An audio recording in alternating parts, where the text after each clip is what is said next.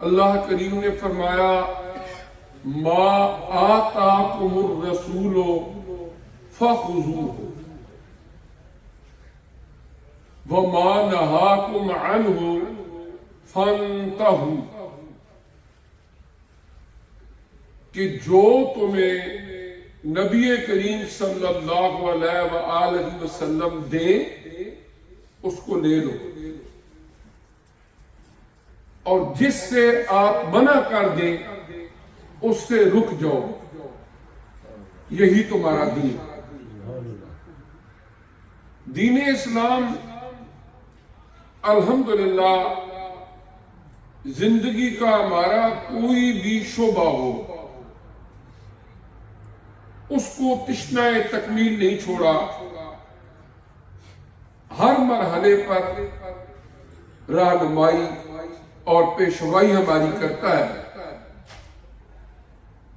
اور 24/7 ہم جو زندگی گزارتے ہیں، ہمارا سونا، ہمارا جاگنا، ہمارا اٹھنا، ہمارا بیٹھنا، اہل خانہ کے ساتھ مراسم، تعلقات کیسے ہونے چاہیے، پڑوسیوں کے ساتھ کیسے ہونے چاہیے، رشتہ داروں کے ساتھ کیسے ہونے چاہیے، پھر جتنے ہمارے رشتے ماں باپ ہیں، اولاد ہے، ہسبینڈ ہے، وائف ہے، باقی بہت سارے رشتے، ہر ایک کے لیے رائٹس کا، ڈیوٹیز کا ایک چینل بنا دیا گیا تاکہ اس معاشرے کے اندر رہتے ہوئے انسان پرسکون طریقے سے اپنی زندگی گزارے۔ آپ دیکھیں دنیا کا کوئی بھی ملک ہے، وہاں پر کوئی بھی حکمران ہے، انہوں نے وہاں پر ایسی لیجسلیشنز کی ہوتی ہیں، قانون سازیاں کی ہوتی ہیں کہ اس ہمارے ملک کی حدود میں جو رہنے والے ہیں یہ پرامن زندگی گزار سکتے۔ آپ دیکھیں ٹریفک کا جتنا نظام بنا ہوا ہے صرف اس لیے ہے ایکسیڈنٹس نہ ہو، خرابی پیدا نہ ہو، لوگوں کی جانوں کا ضیاع نہ ہو۔ روڈ پہ آپ سفر کرتے ہیں، یہ جی ون وے ہے، یہاں اندر نہیں جا سکتے، وہ روڈ چھوٹے ہیں، آمنے سامنے سے گاڑیاں آئیں گی، ٹکرائیں گی، پرامن رکھنے کے لیے ہے۔ اسی طرح دیگر مختلف قانون بنائے جاتے ہیں تاکہ ہمارے ملک میں رہنے والے لوگ امن سکون کے ساتھ زندگی گزاریں۔ اللہ تبارک و تعالی وہ بادشاہوں کا بادشاہ ہے، مالک الملک ہے، اس نے بھی اپنی اس خدائی میں جو لوگ زندگی گزارتے ہیں ان کے لیے ایسے ہی قانون ضابطے بنا دیے تاکہ لوگ یہاں پر رہتے ہوئے جو انہیں زندگی کے دن میسر ہے وہ دنیا کی زندگی کو بھی انجوائے کریں، انہیں سکون بھی ملے، اطمینان بھی ملے، ایک دوسرے کی وجہ سے انہیں ٹینشنیں اور اینزائٹیز نہ ملے، ٹارچر نہ ملے۔ آپ دیکھیں نا بحیثیت انسان اگر ہم دوسرے کے ساتھ کوئی بھی برا رویہ رکھتے ہیں، وہ کسی بھی مذہب و ملت سے تعلق رکھنے والا ہو، یقینی طور پر آپ کسی کو گھور کے ہی تھوڑی دیر دیکھ لیں تو اس کے دل میں آپ کے لیے نفرت پیدا ہو جائے گی، اور اگر آپ چلتے ہوئے آپ کو پتہ بھی نہیں یہ بندہ کون ہے، ڈیلی آپ کا آمنا سامنا ہوتا ہے، آپ ہلکی سی مسکراہٹ سے آپ کہہ دیتے ہیں السلام علیکم، وہ مسلمان ہے۔ اب ایک دن، 2 دن، 3 دن جب آپ وہاں سے گزریں گے آٹومیٹکلی اس کے دل میں آپ کی محبت پیدا ہو جائے گی، اور اگر آپ پاس سے گزرتے ہیں صرف کچھ نہیں کرتے، اس کو گھور کے دیکھ کے گزر جاتے ہیں تو خود بخود کہہ گئے بندہ بڑا بدتمیز ہے، نفرت پیدا ہو جائے گی۔ یعنی یہ ایک معاشرے کے اندر رہتے ہوئے جتنی برائیاں تھیں جو معاشرے کو تلخ بناتی ہیں، پریشان کن بناتی ہیں، ان کو کلا کما کر دیا گیا۔ آپ قرآن پاک کے 26ویں پارے کی سورہ الحجرات کی تلاوت کریں۔ اللہ تبارک و تعالیٰ نے وہاں پر اس معاشرے کو پرامن رکھنے کے لیے ایسے اصول ضابطے دے دیے کہ ہم یہاں پر رہتے ہوئے بحیثیت انسان ایک دوسرے سے ایسے رویے رکھیں، ایسے تعلقات رکھیں کہ جس میں ایک دوسرے کے لیے دلوں کے اندر اچھے اور خوشگوار جذبات ہوں۔ مثلا اس سورہ مبارکہ میں غیبت سے منع کیا۔ غیبت کیا ہے؟ دو چار لوگ بیٹھے ہوئے کسی ایسے بندے کے بارے میں گفتگو کر رہے ہیں جو وہاں موجود نہیں ہے، اور ایسی گفتگو کر رہے ہیں کہ اگر وہی بات اس کے منہ پر کی جائے اس کو ناگوار گزرے۔ اب کیا ہے کہ سختی سے منع کر دیا، یہاں تک کہ قرآن نے فرمایا کہ اگر تمہارا کوئی سگا بھائی ہو، وہ فوت ہو جائے، کوئی تمہیں کہے کہ اس کا گوشت کھا لو، تو کیا تم کھاؤ گے؟ یقیناً نہیں۔ فرمایا جس طرح تم سگے بھائی کا گوشت کھانا پسند نہیں کرتے، اسی طرح دوسرے مسلمان بھائیوں کی غیبت بھی نہ کرو۔ آپ دیکھیں جب وہی بات انہی میں سے کوئی بندہ جا کے اس کو بتا دیتا ہے، وہ دو بندے بیٹھے ہوئے تھے آپ کے بارے میں، اس کو جو غصہ چڑھے گا اس غصے میں وہ کچھ بھی کر سکتا ہے۔ اب اسلام کی تعلیم دیکھیں، یہ بندے جو بات کر رہے تھے یہ کیا ہے؟ غیبت۔ اور جس نے جا کے وہاں بتایا ہے وہ چغلی۔ یہ ساری چیزیں کتنا پیدا کرتی ہیں۔ چغلی سے بھی منع کر دیا گیا، غیبت سے بھی منع کر دیا گیا، کیوں؟ تاکہ ہمارا معاشرہ پرسکون رہے۔ پھر ایک اور وہاں نصیحت ہمیں کی گئی کہ جب تم کسی کو بلاتے ہو صحیح نام سے پکارا کرو، نام بگاڑنا، الٹے نام کے ساتھ پکارنا، یا کسی ایسے نام کے ساتھ پکارنا جو اس کو ناگوار اور برا لگتا ہو، کسی ایسے نک نیم سے کسی کو بلانا قرآن ہے، سورہ الحجرات اللہ نے منع کر دیا کہ ایسا نہیں کرنا۔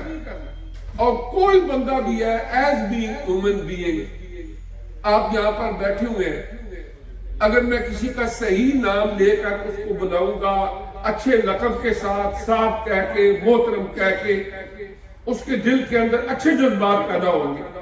اگر نام بگاڑوں گا، اگر وہ کسی وجہ سے خاموش بھی رہے، کسی مصلحت کے پیش نظر، لیکن اس کے دل کے اندر کیا ہوگا؟ نفرت کا ایک بیج ہم نے بو دیا۔ پھر وہ بیج کیا ہوتا ہے؟ جب زمین میں بو دیتے ہیں پھر وہ آہستہ آہستہ کوپل بنتی ہے، پودا بنتا ہے، درخت بنتا ہے، اور وہی نفرت جب پھیل جاتی ہے پھر معاشرے کو آگ لگاتی ہے، جھگڑے ہوتے ہیں، فسادات ہوتے ہیں، گھر ٹوٹ جاتے ہیں، طلاقیں ہو جاتی ہیں، بہن بھائیوں کے رشتے ختم ہو جاتے ہیں۔ بعض اوقات ایسا بھی ہوتا ہے زندگی بھر ایک دوسرے کو ملتے بھی نہیں، چھوٹی چھوٹی باتوں پر، حالانکہ بات چھوٹی سی ہے۔ اسی طرح کسی پر طعن و تشنیع کرنا، مثلا آنکھ سے اشارے کرنا۔ آپ بیٹھے ہوئے ہیں، دو تین بندے بیٹھے بٹھائے، آپ آنکھ سے اشارہ کر کسی کو اس کے بارے میں کہتے ہیں، وہ سمجھ جاتا ہے کہ میرے بارے میں کوئی اشارہ کر رہا ہے۔ قرآن نے اس سے بھی منع کر دیا کہ یہ بھی نفرت کے جذبات پیدا کرے گی جلدی۔ تو یہ ساری باتیں کیا ہیں؟ ہمارے پیارے نبی صلی اللہ علیہ وسلم نے ہمیں عطا فرمائی۔ تو قرآن کیا فرما رہا ہے؟ ما آتاکم الرسول فخذوہ، جو کچھ میرے پیارے نبی صلی اللہ علیہ وسلم تمہیں دے رہے ہیں اس کو لے لو، اور جس سے آپ کو اسٹاپ کر رہے ہیں، روک رہے ہیں، اس سے رک جاؤ، یہی تمہارا دین ہے۔ اگر اس کو پھیلائیں زمین آسمان کی وسعتیں بھی کم پڑ جائیں، دنیا کے سارے معاملات، ہر رطب و یابس، قرآن فرما رہا ہے، کوئی تر ہے یا خشک ہے، کوئی بھی چیز، کوئی بھی بات ہے، اللہ نے اپنے کلام میں بیان فرمائی۔ پھر دنیا ہی نہیں، موت آئے گی تو کیا ہوگا، جب روح قبض ہو جائے گی تو پھر کیا ہوگا، اگلی مناظر کے اندر کیا ہوگا، جنت دوزخ کے مناظر کیا ہوں گے، جنت کی نعمتیں کیا ہوں گی، جہنم کا عذاب کیسا ہوگا، قرآن کی بے شمار آیات نے اس کو وضاحت سے بیان کر دیا۔ تفصیلات میں جائیں تو زمین و آسمان کی وسعتیں بھی کم پڑ جائیں، لیکن اگر اس کو شارٹ کرے، بریف کرے، مختصر کرے تو بات اتنی ہے، ما آتاکم الرسول فخذوہ وما نہاکم عنہ فانتہوا، کہ جو میرے پیارے نبی تمہیں دے اسے لے لو، اور جس سے روک دے اس سے رک جاؤ، یہی تمہارا دین۔ ہم جب صحابہ کرام رضوان اللہ تعالی علیہم اجمعین کی زندگیوں پر غور کرتے ہیں، آل بیت اطہار کی زندگیوں پر غور کرتے ہیں، ہمیں ایک بات جو وہاں پر ملتی ہے وہ یہ ہے کہ انہوں نے غیر مشروط طور پر کسی مصلحت کا شکار ہوئے بغیر نبی کریم صلی اللہ علیہ وسلم کی ایک ایک بات کو سنا، سمجھا، اس کو مانا اور اس کے مطابق عمل کیا۔ اللہ تبارک و تعالی نے اس کے نتیجے میں مال و اسباب کم ہونے کے باوجود اور اسلحہ، جنگی ساز و سامان کم ہونے کے باوجود دنیا کی زندگی کے ہر میدان کے اندر کامیابی اور کامرانی عطا فرمایا۔ قرآن پاک کی سورہ الانفال میں رمضان المبارک کے بابرکت مہینے کی 17 تاریخ کو غزوہ بدر کا بیان ہوا۔ مسلمانوں کی تعداد 313، مقابلے میں 1000 سے زیادہ لوگ، ان کے پاس ساری سہولت کی چیزیں، وافر دولت، وافر کھانا، سواریاں، اونٹ، گھوڑے موجود، اور مسلمانوں کے پاس کیا ہے، سپہ سالار، کمانڈر ان چیف، آقا نامدار، مرشد قلب و نظر حضرت محمد الرسول اللہ صلی اللہ علیہ وسلم۔ حفیظ جلندری صاحب نے لکھا تھا، شورٹ کر کے ایک شعر میں اس کو بیان کر دیا، تھے ان کے پاس 2 گھوڑے، 6 زریں، 8 شمشیریں، بدلنے آئے تھے یہ لوگ دنیا بھر کی تقدیر۔ ٹوٹل کیا سامان تھا؟ 313 لوگ، گھوڑے کتنے؟ 2، زرہ ایک لوہے کی ایسا لباس ہوتا تھا اس زمانے میں، پہن لیتے تھے تاکہ کوئی وار کرے تو وجود محفوظ رہے، سیفٹی کے لیے۔ 6 تھی وہ، 8 کیا تھی؟ تلواریں۔ لیکن کس عام مشن پہ نکلے تھے؟ بدلنے آئے تھے یہ لوگ دنیا بھر کی تقدیر۔ جب آپ حج عمرہ کے لیے جاتے ہیں تو آج کل کیونکہ وزٹ ویزا ہوتا ہے تو کوئی پرابلم نہیں ہوتی، اور عمرہ ویزا پہ مکہ، مدینہ اور جدہ کے علاوہ کہیں جانا آفیشل ممنوع تھا، لیکن وزٹ ویزے کے اوپر پورے سعودیہ کے اندر کہیں بھی آپ چلے جائیں کیونکہ آپ کا وزٹ کا ویزا ہے تو آج کل زیادہ تر تو وہ پرابلم نہیں ہوتی۔ جہاں پر غزوہ بدر ہوا تھا وہاں پر ایک مسجد ہے، وہاں پر مسجد کا نام ہے مسجد عریش، مقام بدر پر، جہاں پر 14 صحابہ اکرام کی وہ قبور ہے، وہ قبرستان ہے، اور ساتھ ہی ایک مسجد ہے۔ عریش کس کو کہتے ہیں؟ جھوپڑی کو، ایک چھوٹی سی جھوپڑی، اس کو کہتے ہیں عریش۔ اور وہاں پر نبی کریم صلی اللہ علیہ وسلم کے لیے گرمی سے بچنے کے لیے سخت گرمی کا موسم تھا، تو صحابہ کرام نے ایک جھونپڑی بنائی جس میں آپ دھوپ سے بچ سکیں۔ آپ وہاں اس عریش میں تھے، حضرت ابوبکر صدیق رضی اللہ تعالیٰ عنہ آپ کے ساتھ کھڑے تھے، دیگر صحابہ کرام۔ اب حالات ایسے ہیں، 313 لوگ ہیں، سامان جو میں نے آپ کو بتایا وہی ہے، سامنے ان کے پاس پورا سامان، 1000 سے زیادہ لوگ۔ اب نبی کریم علیہ السلام وہاں کھڑے ہوئے، ایک دعا مانگی، اے اللہ پاک میرے پاس جو اسلام تھا وہ میں لے کر آ گیا ہوں، جو لوگ میرے پاس تھے ان کو لے کے آ گیا ہوں، آج اگر تو نے ان کو فتح و نصرت عطا نہ فرمائی تو قیامت تک اس دھرتی پر تیرا نام لینے والا کوئی نہیں رہے گا۔ اے اللہ ہم سے جو ہو سکتا تھا ہم نے کیا، اب تیری بارگاہ میں التجا ہے، تو مدد کر۔ تو کیا ہوا؟ قرآن گواہ ہے، اللہ پاک فرماتے ہیں میں نے فرشتوں کو حکم دیا کہ جاؤ ان کی مدد کرو۔ فرشتے سفارا ہو گئے اور ان کے ساتھ مل کے اہل ایمان کے ساتھ لڑتے رہے۔ جب جنگ کا نتیجہ نکلا 14 صحابہ اکرام شہید ہوئے، شہدائے بدر ہیں، اور 70 سے زیادہ کفار اس میں مارے گئے۔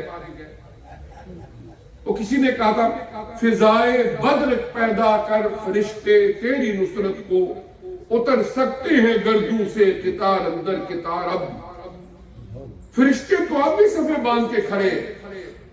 ربیع الاول شب کا یہ بابرکت مہینہ اپنے اختتام کو جا رہا ہے۔ عرض میں یہ کر رہا ہوں کہ قرآن نے ہمیں ایک سبق یہ سکھایا کہ جو کچھ آقا علیہ السلام نے دیا بغیر کسی مصلحت کا شکار ہوئے اس کو مضبوطی سے پکڑ لو، اس کو لے لو، اور جس سے آپ نے روک دیا اس سے رک جاؤ، تمہاری کامیابی اسی میں۔ اور جب تک ہم پوری اسلامی تاریخ کو دیکھتے ہیں، پورے محکم یقین کے ساتھ جب اہل ایمان اپنی زندگیاں گزارتے رہے، اللہ تعالیٰ کی مدد شامل حال ہوتی ہے۔ اور پھر قرآن نے بار بار حضور علیہ السلام کی اطاعت کا ہمیں حکم دیا۔ دو چیزیں ہوتی ہیں، ایک اطاعت اور ایک اتباع۔ اطاعت کا مطلب ہوتا ہے کہ جو کچھ فرمایا جائے، کہا جائے، کمانڈمنٹ دی جائے، اس کو فالو کیا جائے، اس پر عمل کیا جائے، اس کو اطاعت کہتے ہیں۔ اطاعت اللہ کی بھی ہے، اللہ کے نبی بھی ہے، نبی کی بھی ہے۔ قرآن فرماتا ہے اطیعوا اللہ و اطیعوا الرسول وَأُولِي الْأَمْرِ مِنْكُمْ، اللہ، اس کے رسول اور تم میں سے جو اولی الامر ہوں ان کی اطاعت کرو۔ اور پھر فرمایا میں یطع الرسول فقد اطاع اللہ، کہ جس نے رسول کریم علیہ السلام کی اطاعت کر لی اس نے حقیقت میں اللہ ہی کی اطاعت کی۔ کہ اب اللہ تعالیٰ ہم نے اپنے سر کی آنکھوں سے تو نہیں دیکھا، ہمیں تو آقا انعامدار صلی اللہ علیہ وسلم نے بتایا، سمجھایا اللہ ایک ہے، ہم نے ان کی بات پہ اعتماد کیا، ہم اللہ کی توحید کو مانتے اور بلا شک و شبہ بلا ریب مانتے۔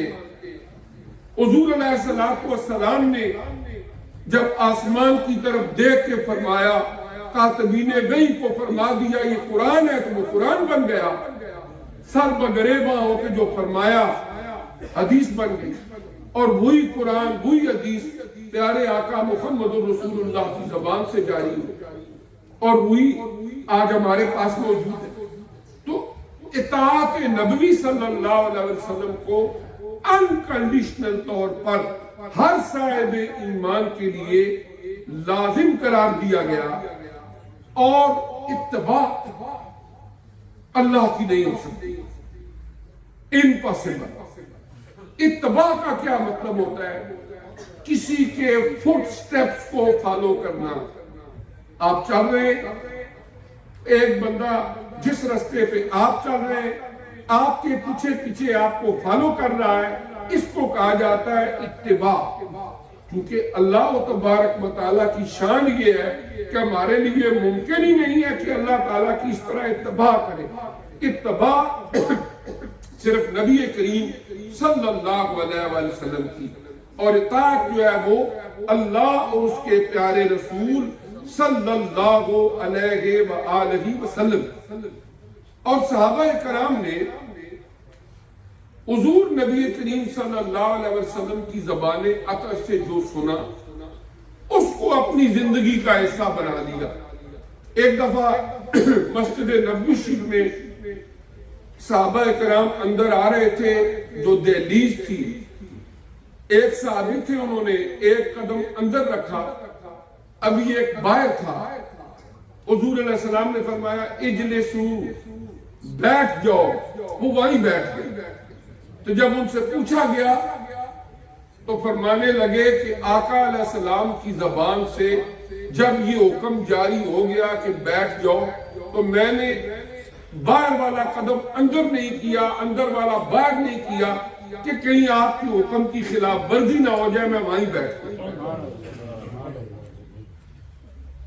اسی طرح بہت سارے ایسے صحابہ کرام رضوان اللہ تعالی علیہم اجمعین کے واقعات ملتے ہیں. حضرت ابوبکر صدیق رضی اللہ تعالیٰ عنہ کے دور کے اندر، دیگر ادوار کے اندر حضور علیہ السلام کے مثال مبارک کے بعد بھی کہ جو کچھ آقا علیہ السلام کی زبان اقدس سے حکم ہو گیا انہوں نے اس حکم کی تعمیل کی.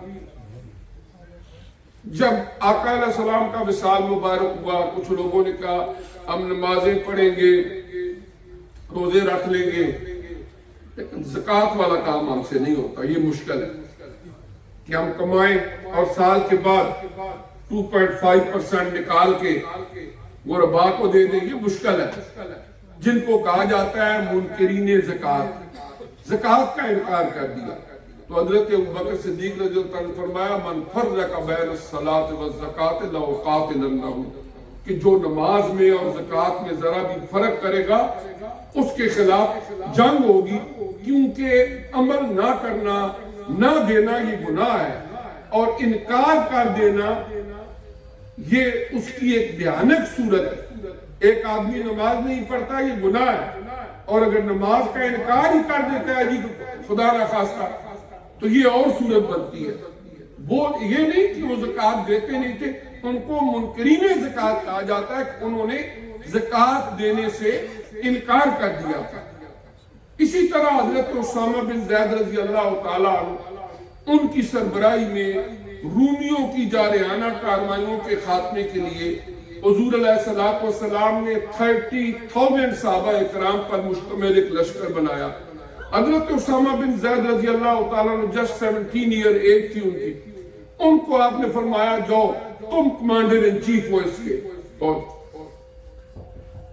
اب حضور علیہ السلام ابھی آپ نے لشکر روانہ نہیں کیا تھا کہ آپ کا وصال مبارک ہو گیا. اب کیا ہوا؟ حضرت ابوبکر صدیق رضی اللہ تعالیٰ عنہ خلیفہ بنے. صحابہ اکرام نے مشورہ دیا کہ حالات اچھے نہیں ہیں، وقتی طور پر اگر اس لشکر کی روانگی روک دی جائے، حالات بہتر ہو جائے تو پھر روانہ کر دیں.